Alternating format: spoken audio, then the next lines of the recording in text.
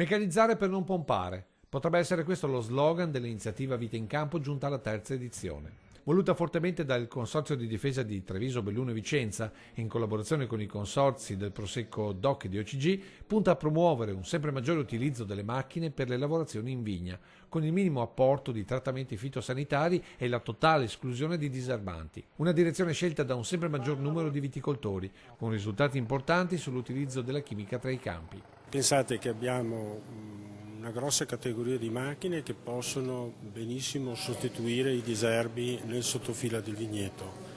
La categoria della protezione che ci consente ormai di raggiungere un 50% di risparmio sulla quantità di prodotto chimico distribuito, e poi la nuova categoria che riguarda appunto l'agricoltura di precisione, che contribuisce a questo risparmio perché andiamo ad effettuare meglio tutte le operazioni in campo. Macchine da 3 anni messe a confronto in un concorso tra costruttori che è un evento importante anche per i cittadini, in un tempo dove la consapevolezza per uno dei prodotti traino dell'economia di marca non può prescindere dalla salubrità dei territori, ma anche dall'adeguata informazione ai non addetti ai lavori. Sono 12 le aziende premiate che l'ultimo fine settimana di maggio, insieme ad altre 100, saranno a disposizione dei professionisti per delle prove pratiche in campo, in un confronto con i costruttori, sempre con l'obiettivo di migliorare la produzione, migliorando l'ambiente. Contatto con i clienti perché sono i primi che ci permettono di migliorare sempre le nostre macchine. Facciamo sinergie, facciamo squadra